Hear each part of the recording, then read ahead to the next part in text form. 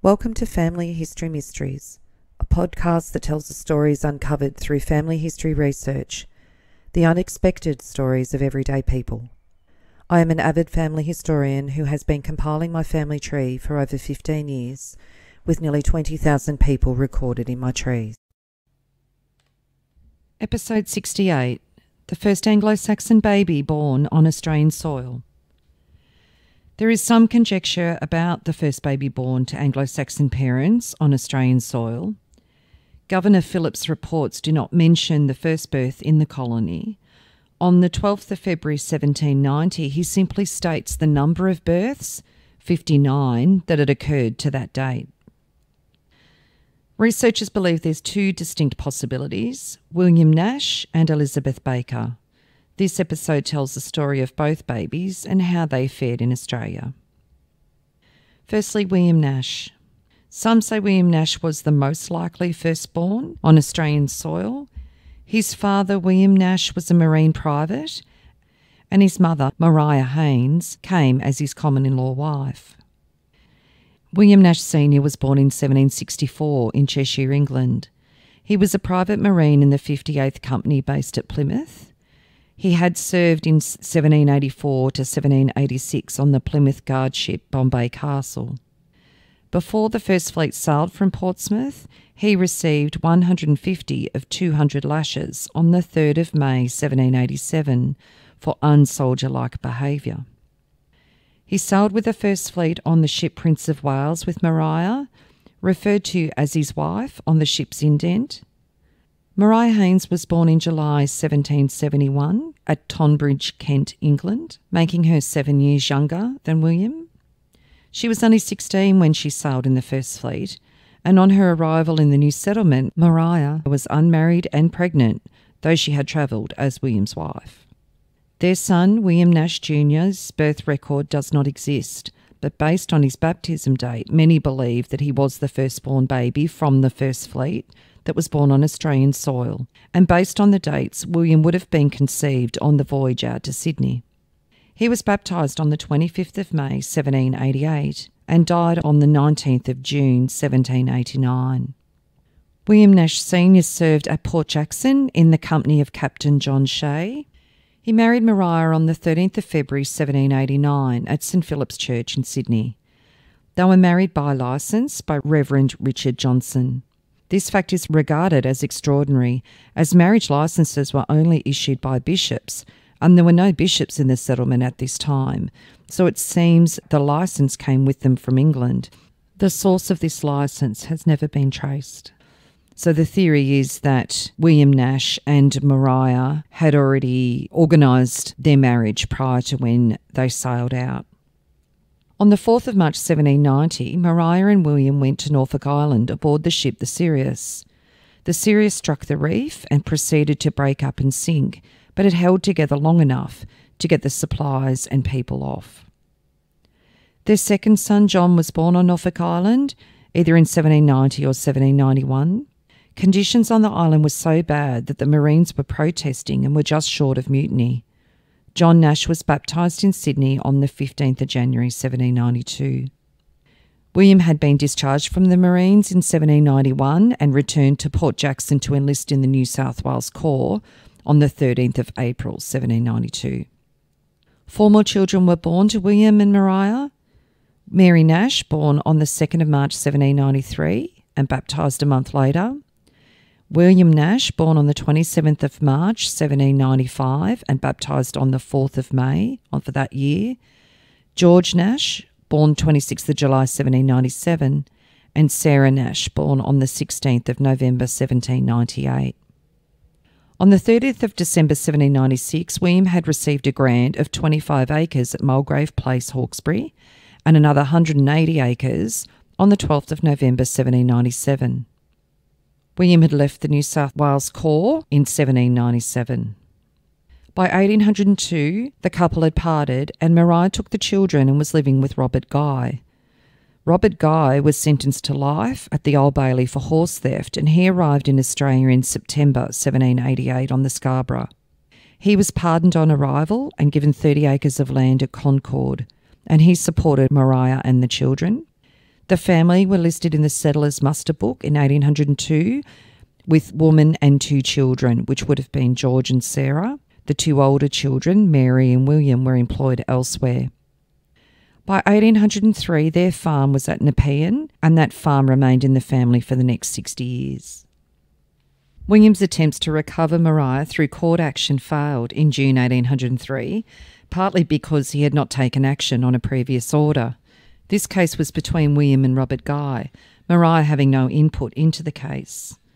William Nash could apply to have Maria returned to him as her union with Robert Guy was illegal.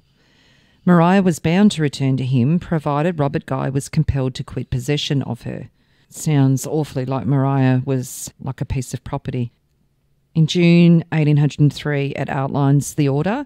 William Nash applied for an order whereby he might once more recover his wife, who be declared was illegally withheld from him by Robert Guy. He admitted that a criminal indecency had long abided between the offending parties, but that he was now willing to return to her duty provided the said Guy were counselled to quit. It appeared, however, that the bench, on a former complaint, interposed on behalf of the complainant, but he had relinquished his title in favour of Guy, who for a length of time furnished her and her children. The judge advocate observed to him that he should have abided by the decision formally made by the bench, and he had been accessory to his wife's criminality, so he had no further claim upon the court, and his complaint was accordingly dismissed. William may have gained custody of at least 2 of the children, Mary and William, and maybe John, but they remained in New South Wales when he advertised on the 29th of April 1804 that he was leaving the colony.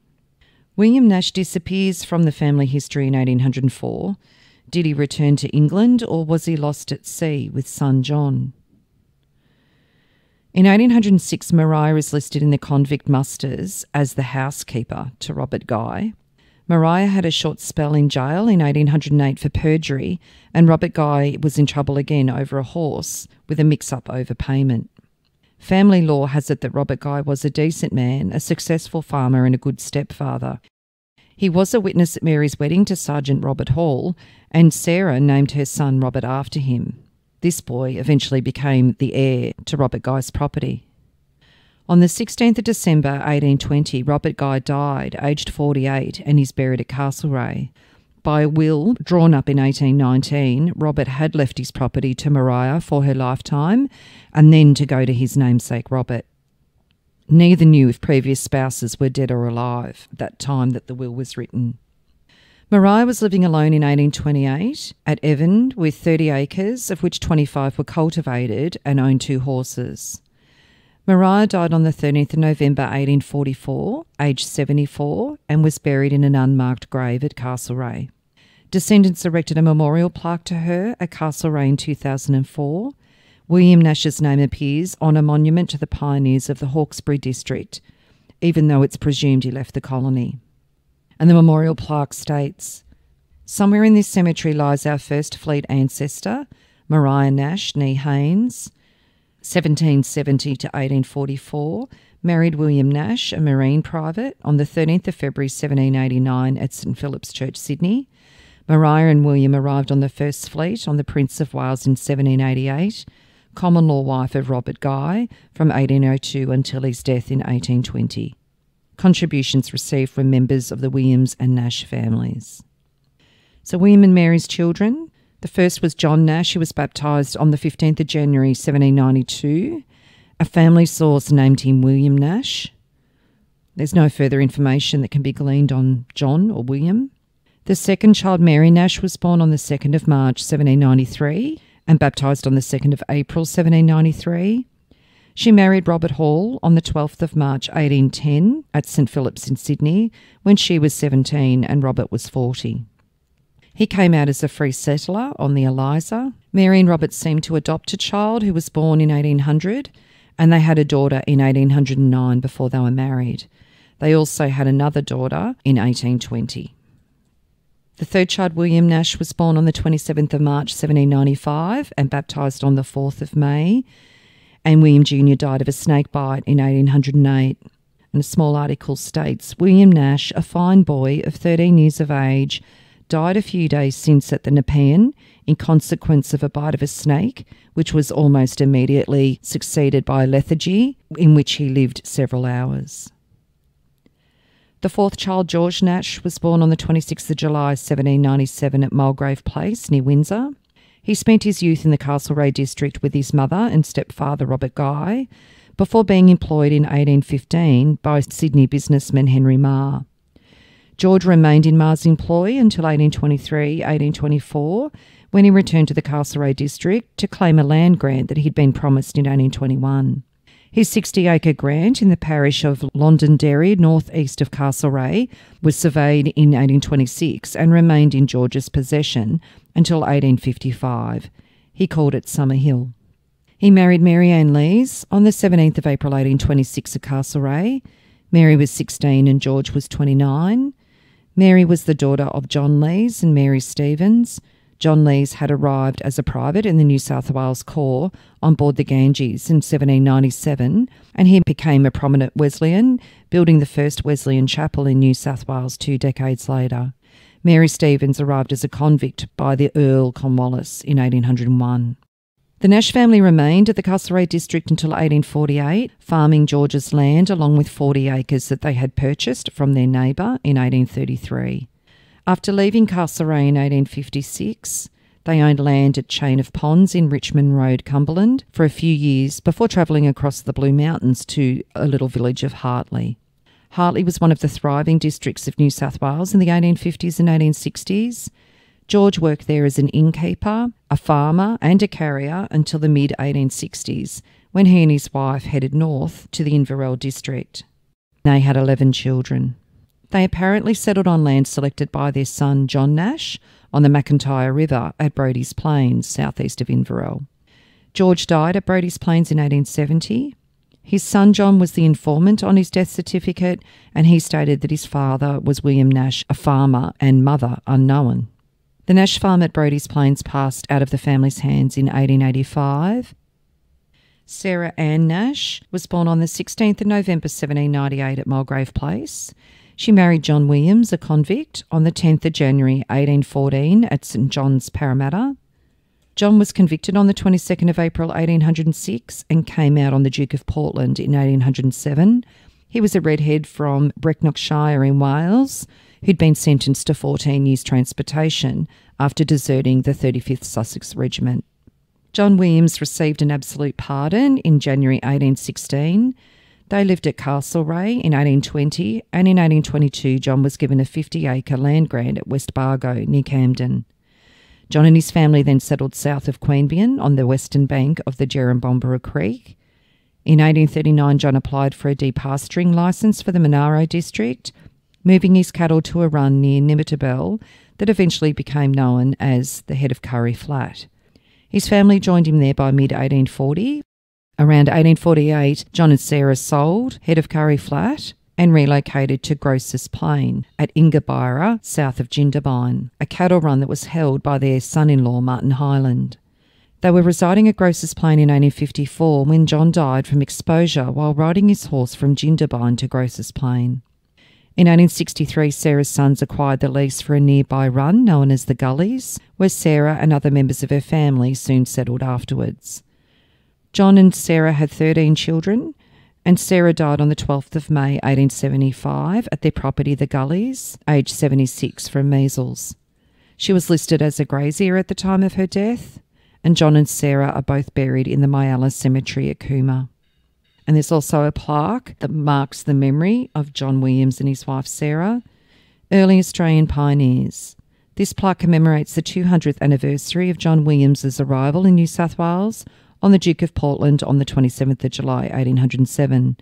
The plaque also honours the memory of John Williams, 1786 to 1854, and his wife Sarah Nash, 1798 to 1875, married at St John's Church of England in Parramatta on the 15th of January 1814, a tribute from their descendants.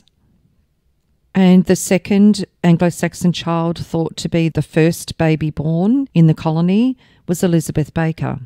Elizabeth Baker was born in Sydney Cove, quite possibly in 1788, as she was baptised in Sydney on the 1st of January 1789.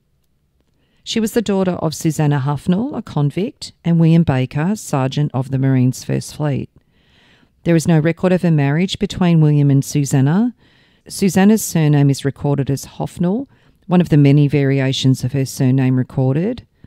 The Much Index confirms that Elizabeth was the daughter of William, Sergeant Marines, and Susanna Huffnell, convict.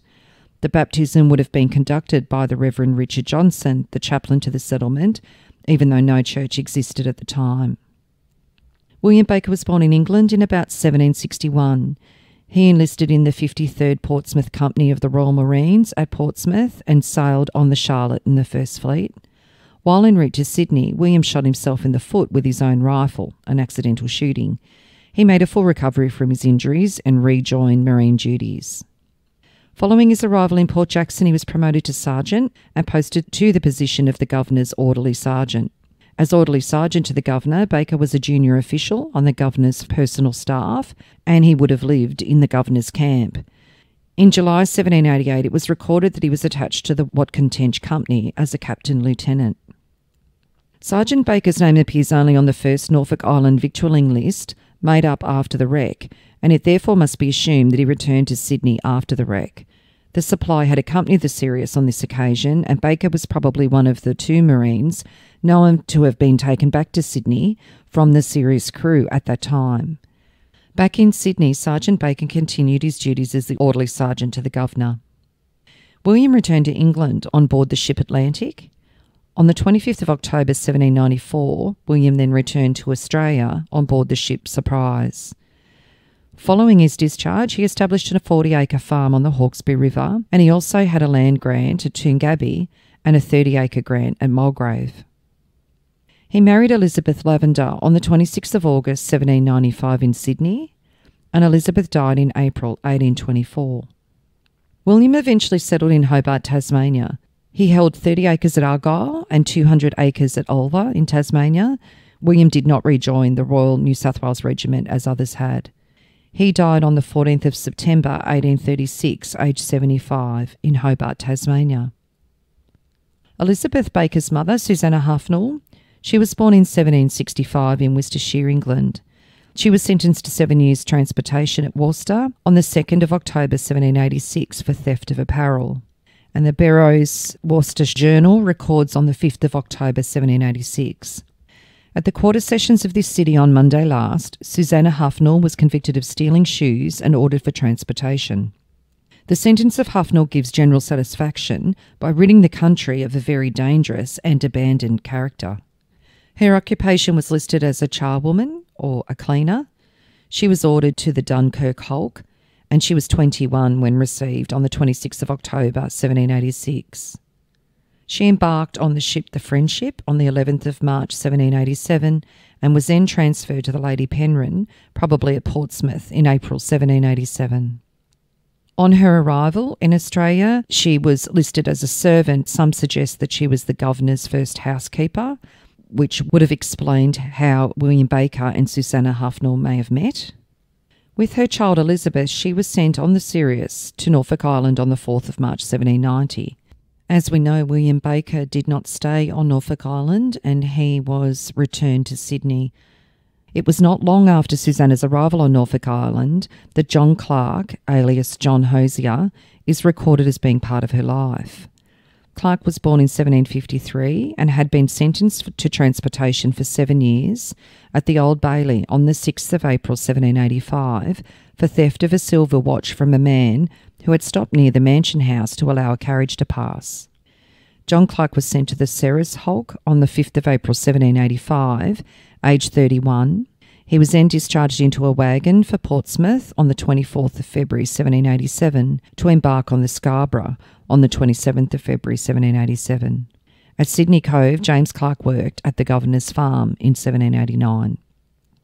James Clark's recorded as arriving on Norfolk Island on the 17th of March 1790 and departing after October 1796. James and Susanna are recorded living together on Norfolk Island, says John Hosier off Scarborough and Susanna Huffnell off Lady Penrhyn, and they are recorded at Norfolk Island as having 3 children. Francis, born 11th of January 1792, who must have died as an infant. Another Francis, born 29th of July 1793, and Sarah, born 18th of July 1795. Susanna was victualled at Norfolk Island on and off to 1805. She then began a de facto relationship with John Wheeler about 1809.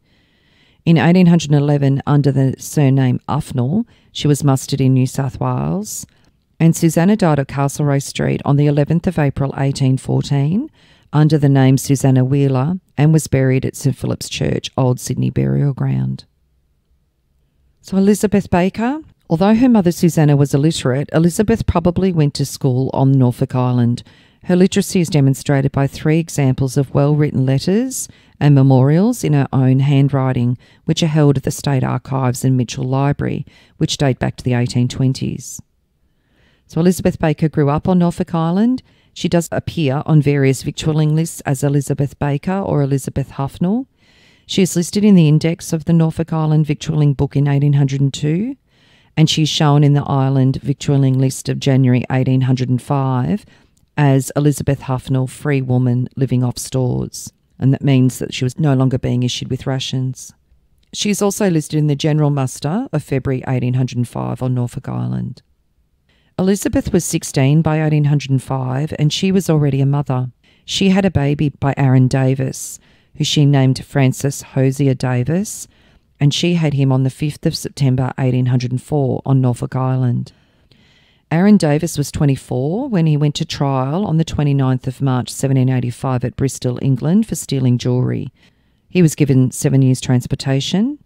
He listed his occupation as a baker, and he came out on the Alexander with the First Fleet. He had cohabited with May Walker, a convict on the Lady Juliana, and had 3 daughters and 1 son with her. Aaron was recorded as arriving on Norfolk Island in the Sirius on the 17th of March 1790, and he was employed as an overseer on the island.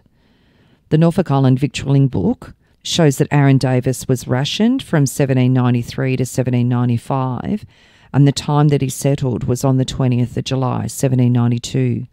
He was recorded at Norfolk Island in 1794.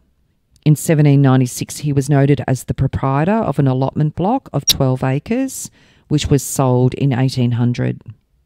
Aaron Davis is listed under the heading Settlers from Convicts on the Stores in February 1805 as the collector of duty at Norfolk Island. Aaron Davis left the colony to return to England in 1803 and died in England in August 1814, aged 50. Elizabeth went on to marry Michael Hayes at Norfolk Island in 1805. Michael Hayes was 38 and Elizabeth was only 17. He was Irish and he'd been convicted as a political prisoner. He got life at the Wexford Court in Ireland. He was the son of a small property owner at the time of his conviction and was married with 3 children. He arrived in Sydney on the 16th of February 1800. He received a conditional pardon on the 4th of June 1803, but in September 1805 he was convicted of illicit distilling of spirits in his house at Farm Cove, and he was sentenced to be removed to Norfolk Island, and he sailed on the Sydney on the 29th of September 1805. Already Hayes had begun several legitimate trading ventures and acted as favour for the merchants George Bass and Charles Bishop. He had much difficulty in recovering debts due to him before his departure for Norfolk Island, and some were still outstanding when he returned to Sydney in 1808. While on the island he traded among the settlers and again acted as factor for several of the Sydney merchants, especially Thomas Jamieson, for whom he recovered many debts. On his own account, he also shipped salt pork and soap for sale in Sydney. When the plans for evacuation of Norfolk Island were announced, Captain John Piper gave Hayes his assurance that he could remain until the last in his endeavour to collect debts, a task which won him the hatred of the settlers. Piper interceded in Hayes's favour with Governor William Bligh, and Hayes was allowed to return to Sydney. On the 21st of September 1808, Lieutenant Governor Joseph Laveau gave him a free pardon, which Governor Lachlan Macquarie in due course confirmed. During 1809, Hayes ran a business in Pitts Row, selling assorted goods and conducting a boot factory. In February 1810, he was one of the 20 persons given wine and spirit licences in Sydney, and his public house in George Street North was later occupied by Mary Reeby. The licence was renewed in 1811, but thereafter it seems to have lapsed. In August 1812, Hayes was granted 120 acres on the Nepean at Aird's. From that time, Hayes's fortunes apparently declined owing to speculation, bad debts and the loss of George Bass in 1812. He was unable to return to Ireland because of his own bad debts and the burden of his 7 young children. He constantly wrote to his brother in Ireland, begging him either to emigrate or to invest in property in New South Wales, hoping this might help them both. These letters are preserved in the Franciscan archives in Dublin and reflect both Hayes's homesickness and his attachment to the colony. They are part of a crusade on behalf of the Roman Catholics in New South Wales who were deprived of the right to practice their religion. They castigate the immorality prevalent in the colony, the lack of educated churchmen and the scarcity of books.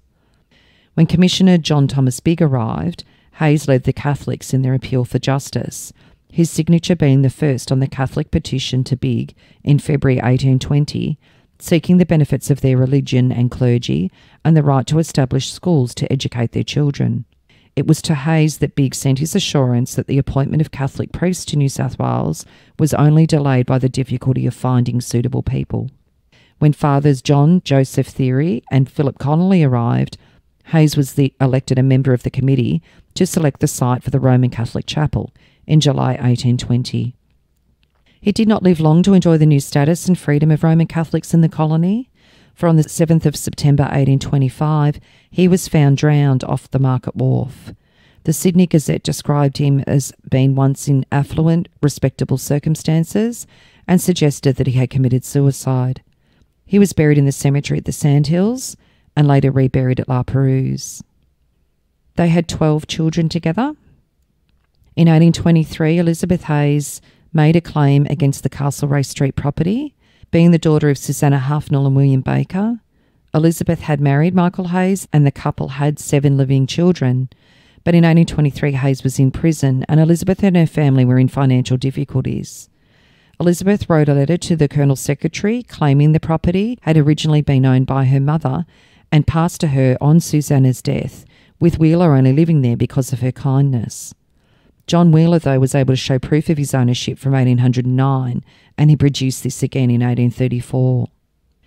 So John Wheeler held a lease to the land in Castlereagh Street, which was purchased in September 1809, and Elizabeth alleged that John Wheeler was living there only because on Susanna's deathbed, Susanna's wish was that Wheeler would be allowed to occupy the house for the terms of his life. And there was an advertisement saying, "Caution. I, the undersigned, do hereby caution the public from purchasing an allotment of ground situated in Castlereagh Street between the premises of Mr. Lane and Mr. Parrott, now occupied by John Wheeler Carpenter, he having no authority to dispose of the same, only being allowed to reside thereon during his life at the request of my mother, an application for the lease having been some time in Mr. Oxley's office, a part of the sold ground having been disposed of by the resourceful John Wheeler, thereby caution the purchaser from proceeding with the building which he has just commenced thereon. Elizabeth Kelly." Elizabeth Hayes made this claim in October 1823 when she said John Wheeler was planning to transfer the Castlereagh Street premises to the woman with whom he was living with at the time. The woman living with John Wheeler was Jane, wife of Thomas Wheeler. While Elizabeth Hayes does not name Jane, she does explain that the woman in question is now absent from the colony and already has a lawful husband who, strange to say, is living at this moment on the premises with Wheeler, together with his son-in-law, who has built a house on my ground. Jane Wheeler does appear in the 1828 census as living with John Wheeler in Castlereagh Street. The census data refers to her as alias Parry, and records have her arriving free on the Asia in 1823. Elizabeth's claim was unsuccessful.